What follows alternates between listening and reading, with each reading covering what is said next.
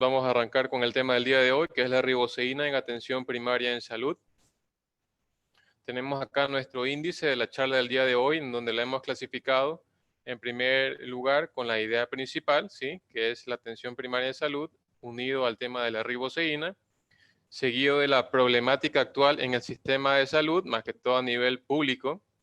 Vamos a repasar conceptos y generalidades, y para aquellos que no tengan idea alguna de qué se trata, pues vamos a darles estos conceptos, sobre todo a nivel de glutatión, de la riboceína, de los radicales libres, de los mecanismos de acción y de cómo interactúan cada uno de estos. Vamos a dar ciertos ejemplos de enfermedades frecuentes en atención primaria en salud y cómo funciona esto, cómo responde el paciente que tiene ciertas enfermedades cuando se le administra riboceína en las dosis adecuadas. Por último, vamos a concluir la charla con unos conceptos o ideas para llevar a casa y un mensaje final.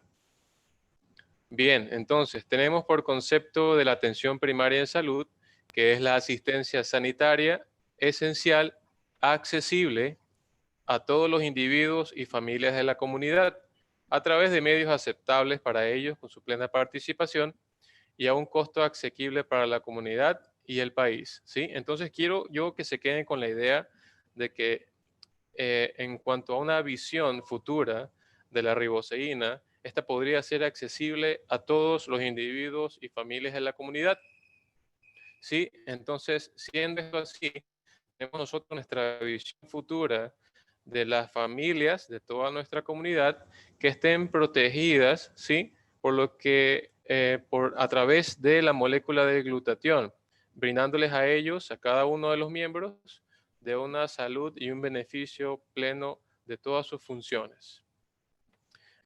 En todo caso, les comentaba yo que esta sería nuestra visión, ¿no?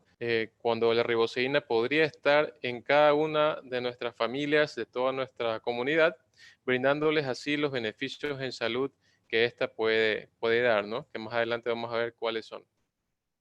Sin embargo, vemos ciertas limitantes, ciertos problemas, como habíamos visto en el índice, del sistema de salud, sobre todo a nivel público, ¿no?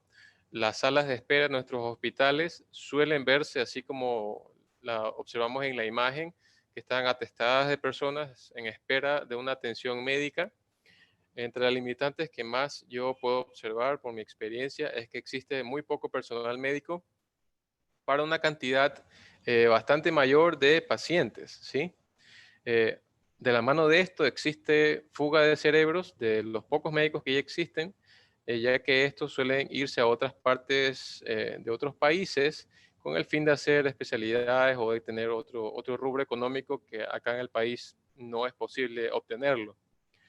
Por otro lado, asimismo, por el tema de la cantidad de pacientes, muchas veces se ven forzados a sacrificar la calidad en la atención, ¿sí?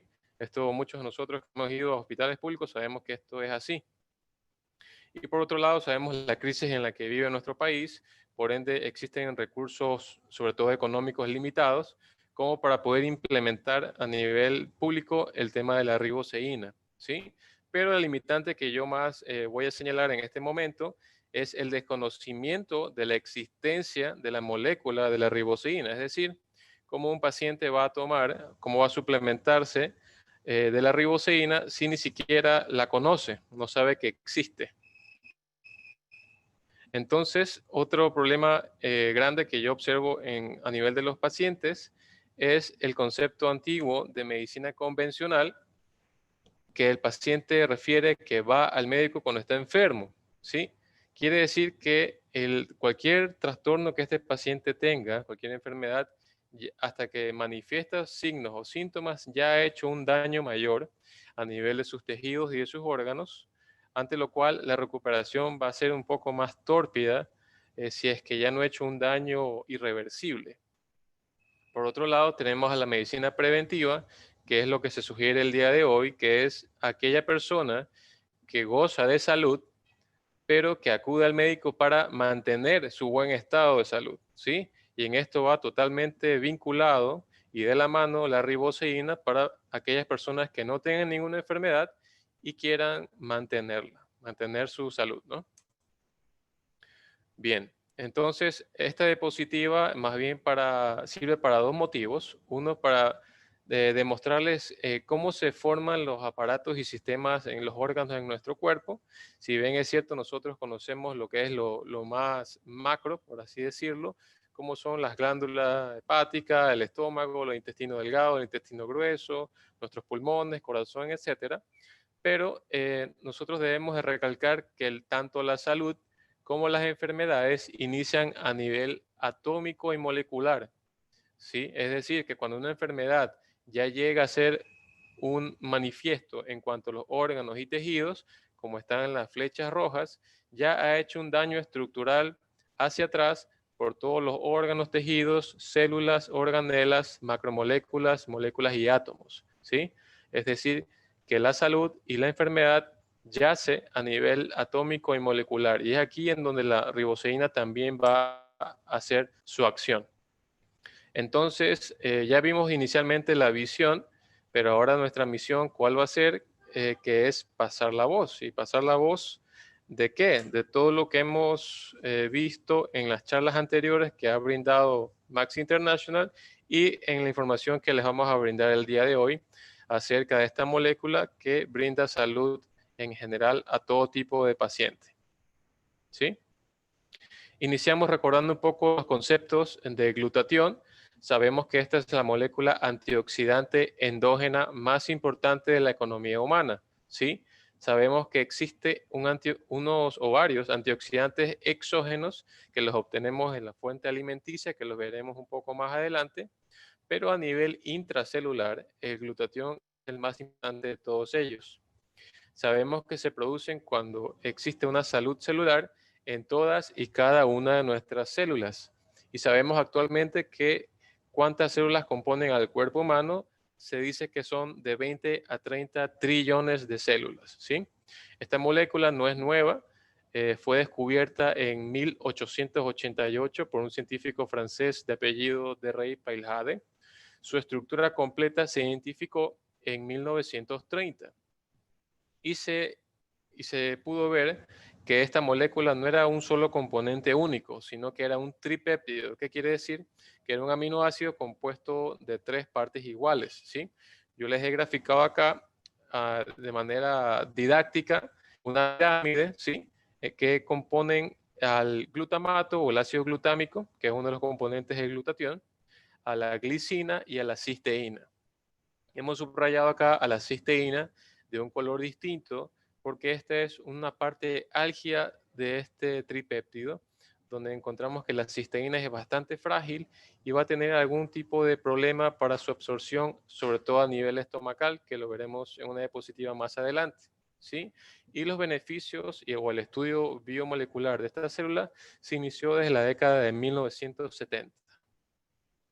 Bien, entonces vemos acá esta gráfica que es muy explicativa, por eso se las ha traído a cotación el día de hoy, donde observamos que nos dice que la cisteína no va a ser posible obtenerla de manera oral a través de los alimentos, siendo esta que se puede obtener, como vemos en la diapositiva, de los componentes de los huevos, carne, brócoli o leche, pero la cisteína no pasa la barrera ácida del estómago por el ácido clorhídrico, ya que esta es bastante frágil, ¿sí?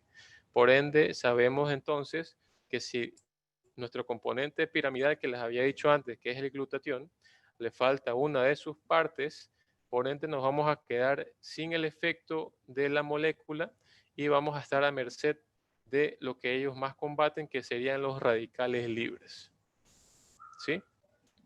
Vemos también la fuente natural antioxidante que también existe, ¿sí? Por ejemplo, tenemos también los betacarotenos de la zanahoria, de las espinacas y el brócoli, asimismo el ácido ascórbico o vitamina C de las naranjas, limón o kiwi, la luteína del pimiento rojo o el licopeno del tomate, ¿sí? Todas estas son sustancias antioxidantes que ejercen su efecto en nuestro cuerpo, pero ¿cuál es el problema de estos agentes exógenos? ¿Sí? Que ejercen una función limitada, es decir, que solo tras comer cierta cantidad de estos alimentos vamos a tener una función de estas moléculas, pero solo por horas, ¿sí? Una vez que vaya pasando la digestión, pues este efecto se va perdiendo. Por ende, nosotros lo que necesitamos sería una función de una protección completa, lo cual lo brinda el glutatión, pero vemos que las fuentes exógenas no lo hacen. Entonces, para finalizar con este tema de los antioxidantes y los radicales libres, vemos aquí esta gráfica muy explicativa, donde observamos en la parte izquierda a un átomo, ¿sí? Con sus electrones totalmente en balance, una molécula funcional, y a su lado vemos a un radical libre. Los radicales libres son estas moléculas inestables. ¿Por qué inestables? Porque observamos que le falta un electrón. Entonces, estas moléculas lo que buscan es desequilibrar a las otras moléculas que sí tienen sus electrones completos para así formar cada vez más radicales libres y hacer un efecto tóxico generalizado. Pero por último tenemos a nuestro antioxidante, en este caso sería el glutatión. ¿Y qué es lo que hace este glutatión? Le brinda un electrón extra que el cual él posee a los radicales libres para poder neutralizar su efecto, ¿sí? Entonces así vemos cómo interactúan las células sanas versus los radicales libres y los radicales libres versus el antioxidante glutatión. Entre las funciones principales del glutatión, yo acá les he enumerado 10, sin embargo existen muchas otras más, pero las más importantes son las tres primeras, por lo cual se las he resaltado. Iniciamos con que aumenta los niveles de energía. La energía sabemos que se da gracias a la metabolización de ciertas sustancias como la glucosa a nivel de la mitocondria. Cuando la mitocondria está totalmente funcional, esta la procesa en ATP, que es adenosintrifosfato, y esta la traduce pues en energía, como estamos viendo, ¿no?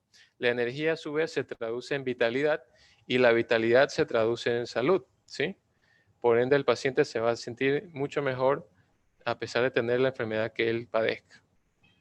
En segundo orden tenemos al antioxidante, a la función antioxidante que elimina la función de los radicales libres, que sería hacer un ambiente totalmente tóxico para las células, ¿sí? Entonces, esto se va a eliminar a través de los antioxidantes. En tercer lugar, ya que vivimos actualmente en pandemia, me parece que este es un ítem muy importante, el cual vemos que el glutatión fortalece el sistema inmunológico. Si decimos que el glutatión promueve salud a nivel celular, pues esto también lo va a hacer a nivel de los glóbulos blancos, como lo son los linfocitos o los neutrófilos. Asimismo, tenemos que mejora y mantiene la función cognitiva, ya que mejora la función sináptica entre las neuronas del cerebro. Mejora la calidad del sueño.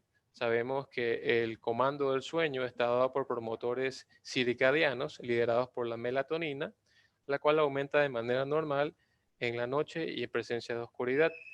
Durante este periodo de descanso, el cuerpo entra en una fase de reparación donde aparecen ciertas hormonas, como por ejemplo la hormona de crecimiento, y suprime ciertas sustancias catabólicas como el cortisol, el cual baja, que por lo general se encargan de conservar energía. Entonces, mediante este proceso, el cuerpo logra entrar en un sueño profundo y en un sueño reparador. También vemos que reduce los efectos del estrés. El estrés no solo en cuanto al estrés laboral, sino el estrés oxidativo. Dígase estrés oxidativo por el efecto que ejercen los radicales libres sobre las células cuando hay un desbalance entre el glutatión y los radicales libres. Es decir, cuando hay un bajo nivel de glutatión y un alto nivel de radicales libres, se presenta con mayor fuerza el estrés oxidativo sobre las células. Entiéndase esto por un daño celular. También tenemos que el glutatión desintoxica el hígado y las células en general, mejora las condiciones de la piel, así mismo porque mejora las condiciones del colágeno y toda la estructura de la piel, aumenta la producción de la DHEA, que es la hormona antienvejecimiento, y mejora el desempeño musculoesquelético. Como mencionamos, el colágeno no solo mejora a nivel de la piel, sino también a nivel articular y de los cartílagos, ¿sí? Entonces vemos que nos da un efecto de protección total. Ahora, nuestro enemigo mayor, en todo caso, sería, nuevamente lo mencionamos, el radical libre, cuya función mayor, le he señalado yo acá en primer lugar, que es el envejecimiento celular acelerado. Y me refiero a envejecimiento celular no solo en cuanto a la piel o al exterior del cuerpo humano, sino al envejecimiento de la célula.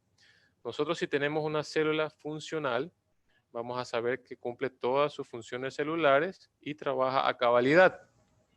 Pero si tenemos una función alterada por efecto de los radicales libres, eventualmente esa célula va a dejar de funcionar y vamos a tener que, esto conlleva a un sinnúmero de problemas, que sería el advenimiento de múltiples enfermedades. Dígase usted alteraciones en el ADN, con lo cual podrían con el tiempo formarse tumores, ciertas enfermedades cardiovasculares, enfermedades autoinmunes. Sabemos que en la enfermedad autoinmune el cuerpo se ataca a sí mismo. En las enfermedades degenerativas tenemos un montón de ejemplos, por ejemplo, en el Alzheimer, en la demencia, en las enfermedades degenerativas articulares, las arteriosclerosis, la diabetes, los trastornos de los lípidos como la hipercolesterolemia o la hiperlipidemia y el muy conocido cáncer, ¿sí? Entonces, ¿de dónde se obtienen los radicales libres? Tenemos que inicialmente el radical libre se obtiene por un proceso de desecho de unos metabolismos por todas las funciones que la célula realiza. Es decir, que cuando produce una función o hace un efecto celular, esto va a producir un desecho, ¿sí? Como por ejemplo cuando uno prepara un alimento en la cocina, siempre va a producir algo que hay que eliminar. Lo mismo sucede en la célula y es aquí desde donde inician a aparecer la toxicidad, toxinas o radicales libres. Sin embargo, hoy en día sabemos que no solo existen la toxicidad o los radicales libres de las células, sino que en el medio externo estamos rodeados por una serie de problemas que van a ser fuentes de radicales libres. Tenemos así a los rayos ultravioleta que cada vez son más fuertes en nuestro medio debido al daño de la capa de ozono. Esto sabemos que cuando el paciente no tiene la protección adecuada o está expuesto a los rayos UV por mucho tiempo, esto aumenta los niveles de radicales libres en los pacientes. El smog de los vehículos sabemos que está cargado de sustancias nocivas y cancerígenas, por lo cual toda la persona que esté expuesta a esto va a tener este efecto de los radicales libres. Y asimismo tenemos a la ingesta de la comida chatarra, rica en grasas, carbohidratos y sustancias proinflamatorias, que finalmente va a producir que todos estos radicales libres sean en un número mayor. Otras fuentes de radicales libres sabemos que existen en el tabaco. El tabaco tiene sustancias como arsénico, plomo, benceno, formaldehído o ácido cianhídrico, ¿sí? Todos ellos altamente cancerígenos. Y asimismo sabemos que hay poblaciones que tienen acceso al agua, pero esta no es potable y la ingieren de manera normal, pero están tomando todas estas toxinas del agua que no ha sido previamente purificada. Asimismo, otras fuentes de radicales libres inician a nivel de la polución del océano. Es muy conocido por todos nosotros que hoy por hoy nuestros peces, que nos llevamos muchas veces a los platos en nuestros hogares, han consumido plástico o algún tipo de toxina en el mar previo a haber sido pescados. Entonces, esto obviamente finalmente nos afecta a la salud, ya que nosotros en algún grado estaríamos consumiendo parte de ese plástico que ellos consumieron en un inicio. Asimismo, sabemos que muchos de nuestros vegetales o frutas pasan por un proceso de plaguicidas, dígase usted como los insecticidas, los órganos fosforados, el paraquat o el glifosfato, que son sustancias altamente tóxicas. Otra fuente de radicales libres sabemos que existen a nivel de las sustancias que nos pueden infectar. Pueden ser estas virus, como tenemos ahora el famoso coronavirus, a las bacterias, como por ejemplo el Haemophilus influenzae, a ciertos órganos como las cándidas albicans o a ciertos parásitos como oxyuros o los ascaris, que son los más frecuentes en nuestro medio, que en el trayecto o en su paso por el cuerpo humano dejan sustancias proinflamatorias, produciendo asimismo un aumento de los radicales libres. Por último, pero no menos importante, tenemos a la contaminación ambiental. Sabemos hoy en día que de las 30 ciudades más contaminadas del mundo, de estas 22 se encuentran en la India, ¿sí? Asimismo, a nivel de Latinoamérica, el país más contaminado es Chile, ¿sí? Pero asimismo, si navegamos superficialmente en Internet, vemos que, por ejemplo, en este caso, desde el 2005, ya hay reportes que, por ejemplo, en la ciudad de Milagro ya existe un grado mayor de contaminación. Asimismo, en este recorte que lo obtuve de uno de los diarios de nuestro país, en un estudio que se hizo entre el 2012 o el 2013, se manifestó que las ciudades más polutas en ese entonces en nuestro país era Santo Domingo, la ciudad de Milagro, Quito, Latacunga, Manta y Puerto Viejo. Y las menos polutas en ese caso eran Cuenca y Ambato. Nótese que dice que tenían menos grados de polución, pero aquí vemos que denota que es con 9 microgramos sobre metro cúbico, ¿sí? De PM2.5. ¿Qué es este PM2.5?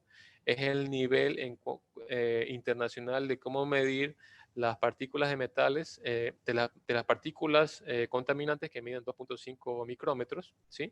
Vemos aquí que esto es un estudio de la OMS, en donde el nivel límite superior está aquí con una raya roja, es de 10, ¿sí? Pero vemos claramente que, por ejemplo, Ecuador en ese entonces, ponen ejemplo de Santo Domingo, tenía un nivel bastante superior al 10 con 33 microgramos sobre metro cúbico. Asimismo, vemos que Chile en ese entonces era el más poluto de todos con 64, ¿sí? Entonces acá vemos netamente solo lo que es Ecuador, Santo Domingo con 33, Quito con 18, Milagro con 32, cuando el límite superior era solo de 10. Entonces estábamos bastante más pasados de toxicidad de lo permitido a nivel internacional. Y eso que esto, repito, era en el año 2012-2013.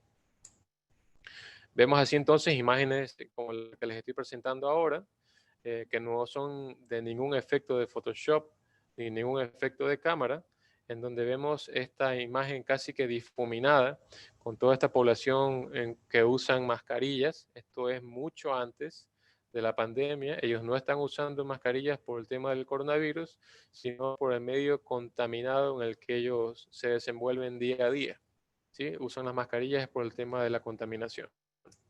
Vemos así entonces ejemplos como en el 2016, claramente denota que, por ejemplo, en la ciudad de Quito hay ciertas nubes de smog que ya se han ido manifestando. Lo mismo, en ese mismo camino está nuestra ciudad de Guayaquil, que aquí, asimismo, en el año 2016, manifiesta que Guayaquil produce 36.8 toneladas de CO2, ¿sí? Anualmente, que esto es altísimo.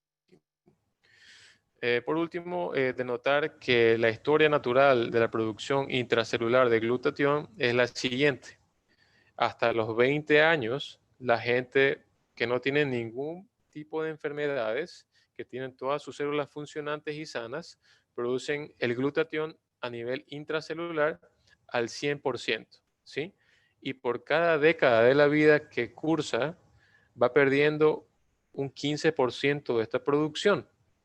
Tenemos así entonces que para los 30 años ya una persona tiene un déficit de un 15%.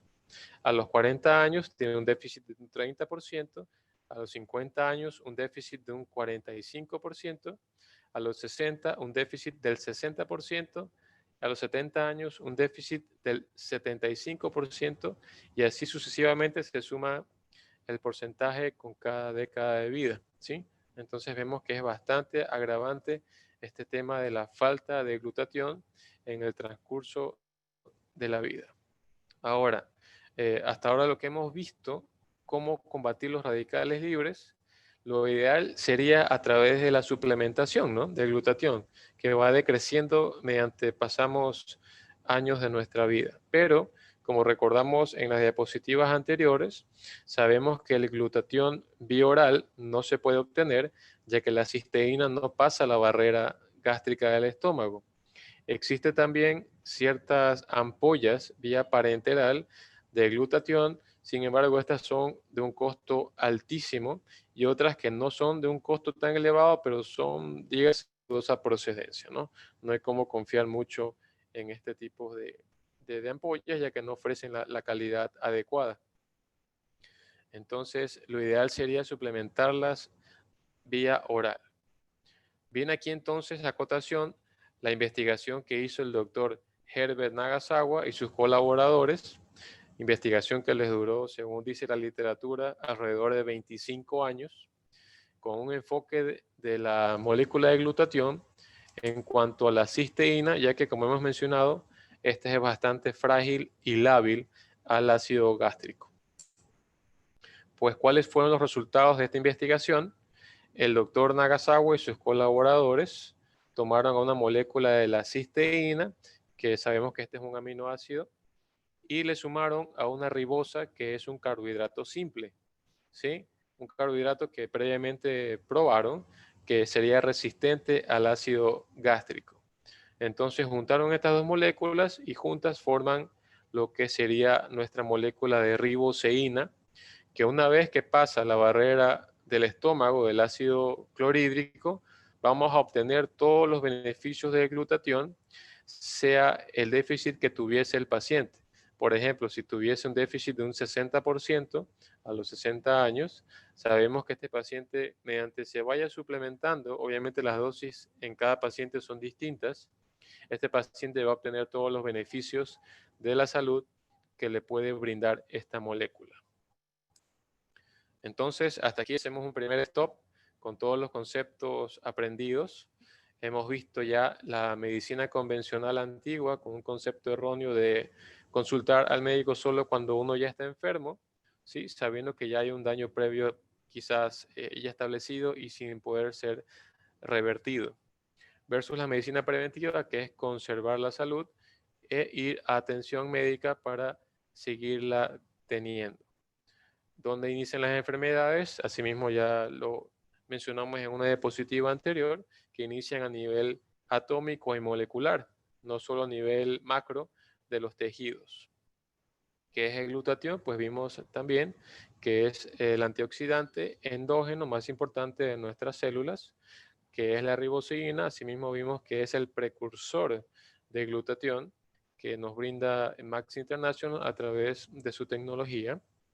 ¿Qué es un antioxidante y cuáles son sus efectos? Sabemos que el antioxidante es una molécula que da un electrón a estas moléculas de radicales libres para neutralizar su efecto tóxico. ¿Y cuál es el efecto del glutatión o del antioxidante? Que sería básicamente proteger a la célula y eliminar su toxicidad.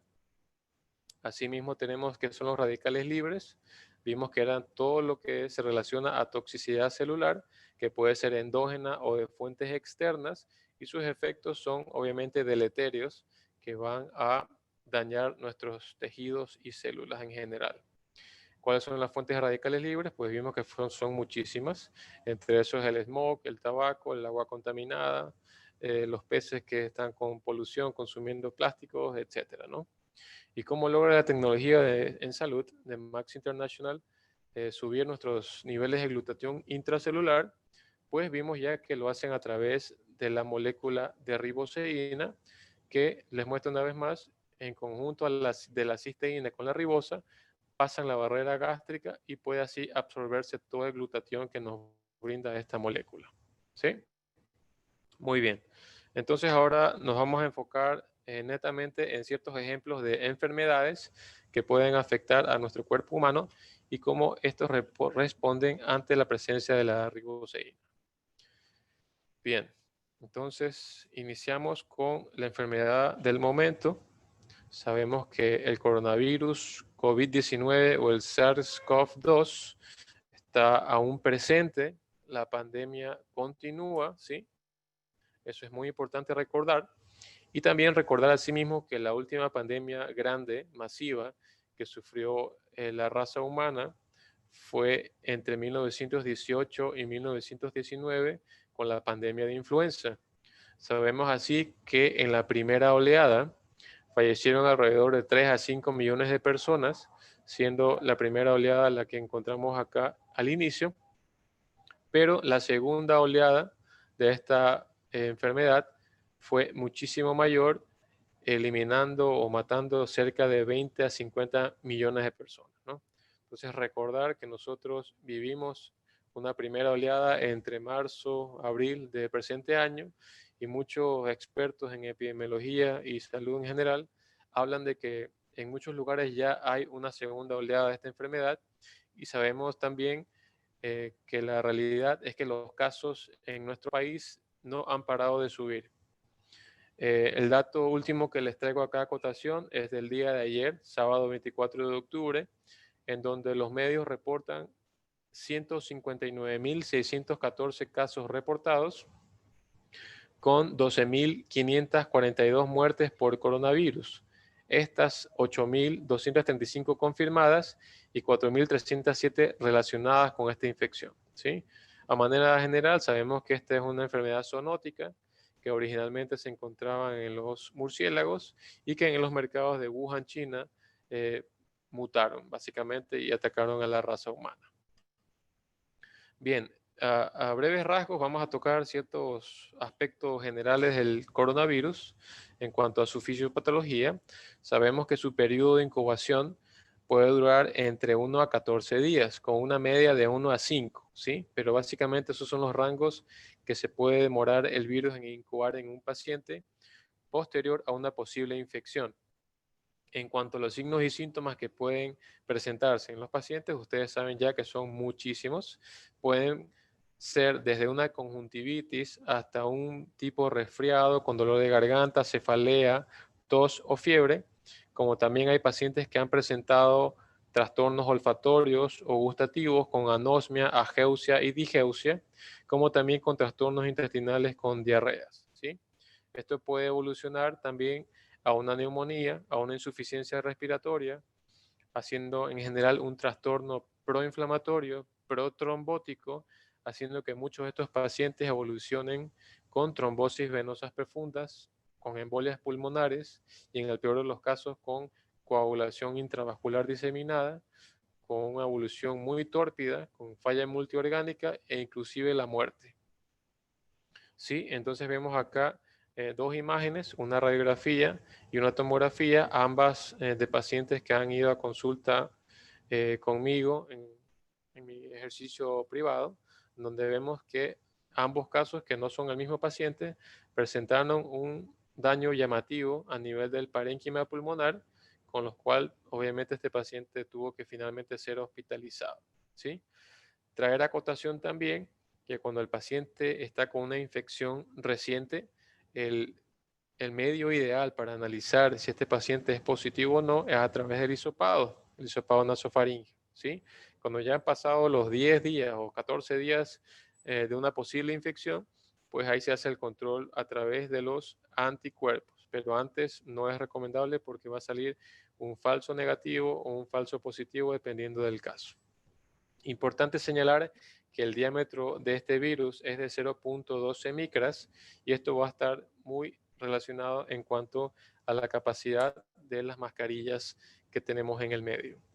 Muy rápidamente tocamos ciertos mitos relacionados al coronavirus. Aún en pleno octubre del 2020 hay ciertos pacientes que siguen creyendo en cosas que son totalmente erradas, como por ejemplo el ingerir metanol o etanol o lejía. Creen cierta población o ciertos pacientes que esto pueden prevenirles de una infección, ¿no? Asimismo, como el tema de los zapatos al entrar a la vivienda, si bien es cierto, lo ideal es dejarlos afuera del alcance interno del hogar, cuando existen niños que pueden estar jugando o gateando dentro de la casa, pero sabemos que el riesgo por este medio es bastante bajo. Asimismo, sabemos que 100% que el coronavirus es causado por virus. Les traigo a acotación esto, ya que existen ciertas personas que aún siguen tomando una serie de antibióticos, dígase usted ciprofloxacina, etcétera, clindamicina, obviamente solo porque han sido recomendadas ni siquiera por un médico, sino por algún amigo o familiar. ¿Sí? También, por ejemplo, acá, estos datos son de la OMS. Aquí les he traído la página para que ustedes vean que existen un montón de recomendaciones y mitos que la gente ha señalado, que la gente también ha referido que ingieren pimiento picante en sus comidas con el fin de prevenir la enfermedad, con lo cual esto sabemos que no es así. Tema bioseguridad, sabemos que esto es esencial hoy por hoy, ya que aún no existe ningún tratamiento definitivo ni una vacuna totalmente segura y desarrollada para toda la población. Sabemos que en los medios de distanciamiento, el uso de las mascarillas y de protección facial disminuyen considerablemente el tema del riesgo de infección. Vemos acá la diferencia en la columna roja y en la columna azul. La columna roja siendo los pacientes que no tienen estas protecciones y la columna azul siendo los pacientes que sí se han protegido. Tomamos acotación o, por ejemplo, solo por mencionar uno, los pacientes que no usan mascarillas tienen un 17.4% de riesgo de contraer la enfermedad versus los pacientes que sí usan mascarillas, que tienen un riesgo bastante disminuido de 3.1, ¿sí? Se recomienda obviamente que se usen las tres medidas, el distanciamiento, el uso de la mascarilla y el uso del protector facial. Sin embargo, acá abajo este texto dice que no es suficiente estas tres medidas y que, por ejemplo, el uso del lavado de manos mediante las recomendaciones de la OMS, que son estos 11 pasos, es esencial para poder prevenir una infección, ¿sí? Sabemos que en el medio, en el transcurso de la pandemia, se han presentado una serie de incursiones de la moda en cuanto a temas de mascarilla. Encontramos todo esto en ciertas partes de nuestra querida ciudad, modelos para todos los gustos, pero sabemos que no todas son efectivas. ¿Y qué es lo que dice este estudio? Por ejemplo, los pañuelos, bufandas o bandanas cubren o filtran netamente polvo, pero no los virus. Y las mascarillas de tela son completamente ineficaces, ¿sí? Sabemos que las mascarillas que sí nos pueden brindar una ayuda son las mascarillas autofiltrantes, la FFP1, FFP2 y la FFP3, que en sus siglas en inglés serían pieza facial de filtración. El número 1 tiene una eficacia de filtración del 78%, el número 2 tiene una eficacia del 92% y el número 3 tiene una eficacia del 98%, ¿sí? Dígase esto a las mascarillas N95. Ahora, las mascarillas quirúrgicas protegen al entorno del paciente de los gases o de las partículas que este paciente pueda emitir. Es decir, cuida al medio de que no se transmitan estas micropartículas con el virus. Tenemos, al contrario, las mascarillas industriales que cuidan a la persona que usa la mascarilla, pero no al entorno. Y por último, las mascarillas caseras que hemos dicho claramente que por lo general no tienen ninguna utilidad. Entonces, ya que hemos visto todos estos aspectos del coronavirus, ¿cómo podemos entender el beneficio que va a tener este paciente en frente a este virus? En primer orden, hemos mencionado que la riboceína aumenta los niveles de las células inmunológicas, es decir, que al paciente que no ha estado en contacto con este virus, le va a ser mucho más difícil el virus infectar a este paciente y si es que llegase a contraer la enfermedad, quizás por no tener las medidas adecuadas de bioseguridad, le va a ser mucho más fácil contrarrestar el efecto proinflamatorio del cual hemos mencionado para salir mucho más rápido de la fase crítica y poder entrar a una fase convaleciente y una recuperación más pronta, ¿sí? Teniendo así que un paciente pueda estar con un beneficio total de su salud, que he tenido yo varios casos en mi consulta de pacientes que han contraído la enfermedad y han salido victoriosos de aquella, ¿no? Sin embargo, ciertos pacientes también han acudido a mí con ciertas secuelas, sobre todo a nivel olfatorio y del gusto, que se han ido justamente con el producto que les estoy trayendo a colación acá, con el Max One, después de unos 2 a 3 meses de tratamiento, ¿sí? Con el tema de las secuelas. Ahora, vemos otro ejemplo rápidamente de enfermedad degenerativa articular. Sabemos bien que este es un proceso en donde se ve alterado el balance normal de la degradación y regeneración del cartílago articular y del hueso subcondral. Con el tiempo, a todo esto se le agrega un componente inflamatorio, produciendo dolor, y a la vez se van formando los trastornos conocidos como la osteoartritis o la artrosis y también la artritis reumatoide.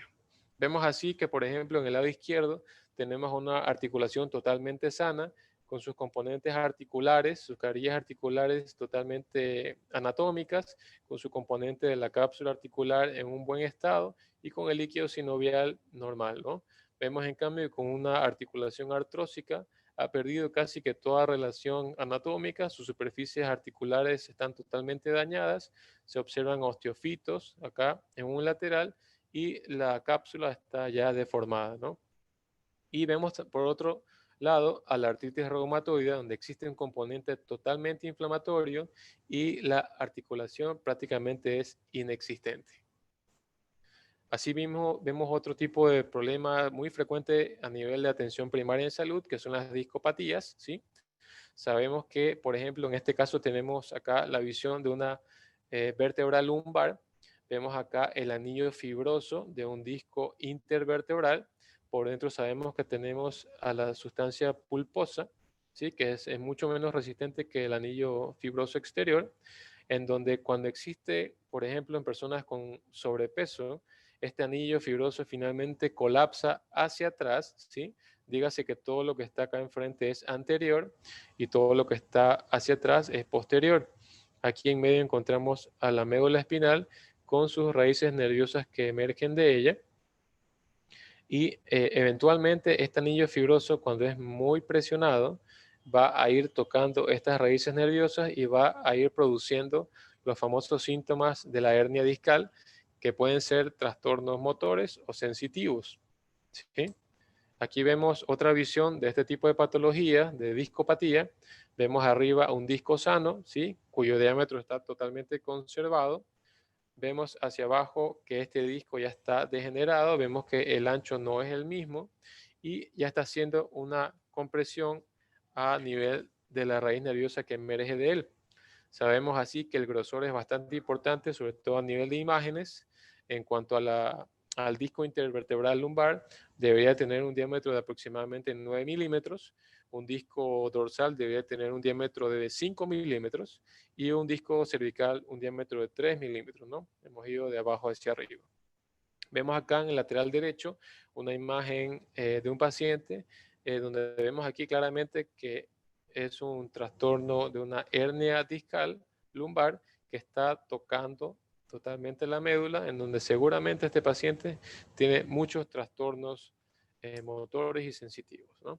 Entonces, ¿cómo va a actuar la riboceína frente a estas enfermedades degenerativas de las articulaciones y de los discos? En primer lugar, si el paciente ya tiene un problema, va a ayudar a poder disminuir el tema inflamatorio que le produce a nivel del nervio, de la raíz nerviosa que se va a inflamar, ¿no? Producto de la hernia. Y por otro lado, va a fortalecer o va a conservar la anatomía o la salud celular de estas estructuras, sobre todo lo que hablamos del disco, perdón, del anillo fibroso y el núcleo pulposo, para que sea menos factible que vaya a ceder ante el peso, en posible caso de un paciente con sobrepeso, ¿no? Entonces tuviésemos así una total salud de nuestra columna. Por otro lado, tenemos al síndrome metabólico, que es altamente frecuente en las atenciones en nuestro medio. Por lo general, estos pacientes empiezan con un sobrepeso o una obesidad que a la larga, si esto no se controla, si su índice de masa pasa de 25, 30, 31, 32, que por lo general llegan con este número de índice de masa, estos pacientes ya van presentando otro tipo de problemas como por ejemplo hipertensión, trastornos en los lípidos, como vemos acá en la parte inferior, aumentan el colesterol LDL, que es el colesterol vulgarmente conocido como el dañino, ¿no? De una baja densidad de la lipoproteína. Y en caso contrario, el colesterol que sí es cardioprotector, que es el HDL, en este caso en el síndrome metabólico va a estar bajo, ¿sí? Todo esto promueve a que el paciente finalmente haga una intolerancia a la glucosa y esto se traduce en que normalmente la insulina debería facilitar la entrada de la glucosa a la célula para que sea procesada finalmente por la mitocondria para producir el ATP, la energía, pero en estos pacientes la insulina no va a ser eficiente y la glucosa va a quedar circulante sin poder ser metabolizada, terminando así en hiperglicemia, ¿no? Que es la azúcar alta como se le conoce por todos los pacientes. Y esto finalmente se va a traducir en síntomas de la diabetes. Por lo general los iniciales se dicen que son las 4P, que es la polidipsia, la polifagia, la poliuria y la pérdida de peso. y esto finalmente promueve a que todo el entorno del paciente sea un entorno protrombótico y proinflamatorio. Quiere decir que el paciente va a estar susceptible a que pueda eventualmente, por todo lo que hemos dicho, a que genere trombos y todo su nivel celular, intracelular y extracelular sea totalmente inflamatorio y dañino. Tenemos así que el diámetro de la cintura de estos pacientes casi siempre es bastante llamatorio y presentan ya signos muy evidentes de una resistencia a la insulina, como por ejemplo tenemos acá a la acanthonsis nigricans, ¿sí? Entonces, ¿qué es lo que hacemos en primer lugar con estos pacientes? Son tres cosas. No solo la suplementación de la riboceína, sino que estos pacientes deben someterse a un cambio drástico de estilo de vida, deben tener un régimen nutricional guiado por un especialista en nutrición y también deben someterse a un régimen asistido de ejercicios generalmente aeróbicos, ¿no? A esto se le agrega la suplementación de Cellgevity, que en este caso les expongo mi experiencia, que es un producto de Max International que promueve la desinflamación mucho más acelerada del paciente y por otro lado también se lo suplementa con Max ATP, que es otro producto de Max International, que entre sus múltiples componentes está la L-carnitina, ¿no? Sabemos que la L-carnitina, ¿cuál es su función? Oxidar mucho más rápido a las moléculas de grasa, pero esta, ojo, que actúa cuando el paciente hace ejercicios. Si el paciente sigue con su vida sedentaria y no va a poder ejercitarse, esta molécula no va a ser tan eficaz como debería ser o como cuando lo es, cuando el paciente sí sigue todas las recomendaciones de los ejercicios, ¿no? Tenemos ahí que el paciente ya está en forma. Por otro lado, rápidamente vemos a la insuficiencia renal aguda y crónica, siendo la aguda dividida en tres partes. La aguda prerrenal, que puede ser provocada por una deshidratación, una hipovolemia o una diarrea en el paciente, trastornos renales como tal, como por ejemplo una necrosis tubular aguda, una infección como una glomerulonefritis y una postrenal que puede ser netamente por inflamación, los famosos cálculos del riñón, ¿no? Asimismo, sabemos que los daños crónicos son cuando el paciente ya presenta más de 3 meses con alguno de estos problemas, donde el daño por lo general es irreversible, teniendo en cuenta que la insuficiencia renal crónica tiene 5 estadios que se miden por la tasa de filtración glomerular y el clearance de creatinina, ¿sí? En donde el clearance va a ser bastante afectado en los niveles 4 y 5, en donde el paciente por lo general debe entrar sí o sí a un proceso de hemodiálisis, ¿no? Sabemos también que las funciones del riñón son varias, como para mencionarle tres. Sabemos que excreta ciertas sustancias de desecho a través de la orina, como ácido úrico, creatinina o la urea. Regula la homeostasis del cuerpo, controlando la concentración de orina según el medio sea necesario, o el ahorro de agua, ¿no? Y también sabemos que regula la presión arterial mediante la secreción de una hormona denominada como renina en el momento en que el riñón detecte que debería de subirse la presión por algún trastorno que detecte en el medio. Sabemos entonces que a nivel macro tenemos a un corte aquí del riñón, observamos claramente la pelvis renal con la arteria y la vena renal, vemos ya la parte interna de la pelvis que se comunica con estas estructuras que vemos que son como unas pirámides invertidas, que son las pirámides de Malpighi, que a nivel ya microscópico contienen a la unidad funcional que es la nefrona.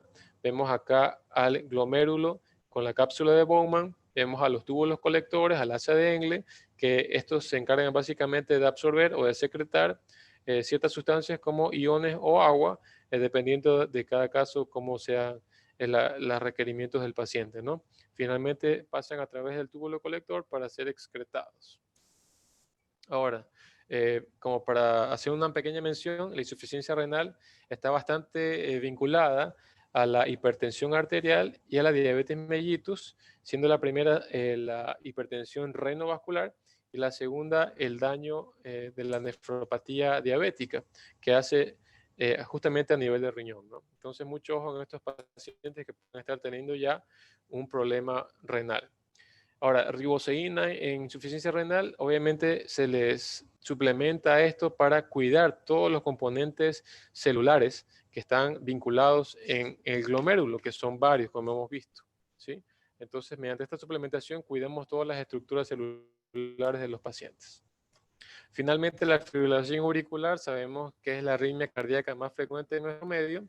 En cuanto los latidos auriculares están descontrolados y desorganizados, es un ritmo cardíaco rápido e irregular, ¿sí? Vemos aquí en el electrocardiograma superior un complejo QRS normal, ¿sí? Totalmente fisiológico, y vemos en el inferior un electrocardiograma de un paciente con fibrilación auricular, donde clásicamente vemos que existe un borramiento de la famosa onda P. Vemos acá rápidamente el sistema eléctrico del corazón que se inicia en el nodo sinoauricular, desde donde va a partir el estímulo eléctrico, seguido por los haces internodales que van a la unión aurículo-ventricular. Este impulso eléctrico pasa a través del tronco del haz de His, este pasa a través de sus ramas izquierda y derecha, y finalmente este impulso va a ir un poco más microscópicamente a través de las fibras de Purkinje, como se denominan. Ahora, ¿qué sucede con este nodo sinoauricular que les había dicho que es de donde parte el estímulo, que lo vemos justamente acá en la aurícula derecha? Este nodo sinoauricular se comporta de la siguiente manera gracias a estos tres grupos celulares. En primer lugar, tenemos a las células nodales o de tipo P, que es la que va a emitir o a producir el estímulo eléctrico. Tenemos también a las células transicionales o tipo P, que son las que van a crear las vías de conducción, ¿sí?, para este estímulo. Y tenemos asimismo a las células auriculares del nodo sinoauricular, que básicamente contienen células miocárdicas contráctiles, ¿no? Entonces, ¿qué sucede? Que se ha hecho varios estudios en donde se determina que la fibrilación auricular en estos pacientes que ya tienen la enfermedad, las células transicionales se ven fibrosadas, es decir, se ven afectadas. Por ende, la vía por donde pasa el estímulo va a ser afectada y ya no va a tener una funcionalidad correcta.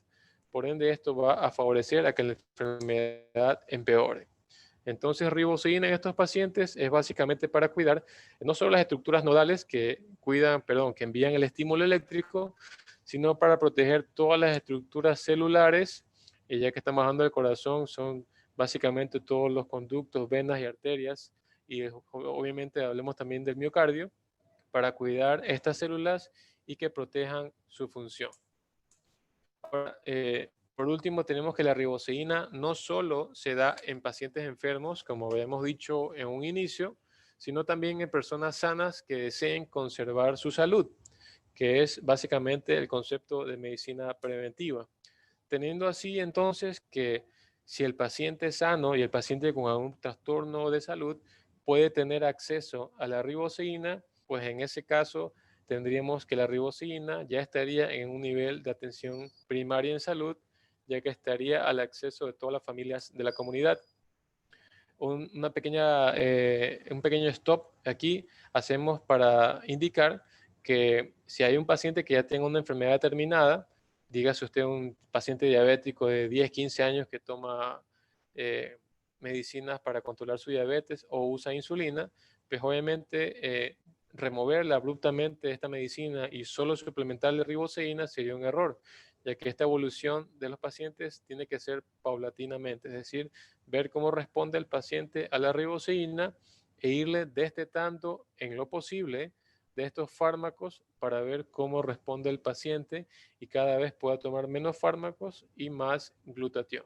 Claro que esto es diferente para cada caso y distinto para cada paciente. ¿Sí? Por último, esto no lo ha inventado el doctor Colamarco. Vemos acá que existen publicaciones y muchas acerca del glutatión. Acá les he puesto la página web para que si ustedes gustan puedan verlo por su propia cuenta. Esta página básicamente es del Instituto Nacional de Higiene de los Estados Unidos de Norteamérica, en donde vemos que hay 155.673 resultados para investigaciones publicadas acerca del glutatión. Y asimismo vemos que otras instituciones cada vez más hablan acerca del tema de la inflamación y de cómo respondería un paciente con sustancias proinflamatorias que casi siempre, como indica el segundo gráfico, terminan en algún problema de salud grave, como por ejemplo el cáncer, y cómo responde en cambio el paciente que se le elimina todos estos procesos proinflamatorios en su cuerpo que se traducen básicamente en salud. Por último, conceptos para llevar a casa. La salud plena es la salud celular. La salud celular se da únicamente a través de la suplementación adecuada del glutatión intracelular, que el glutatión como tal no puede ser obtenido directamente de los alimentos, como vimos en nuestras diapositivas, que el mejor precursor de glutatión intracelular que existe es la riboceína, y que la riboceína existe exclusivamente en los compuestos de Max International.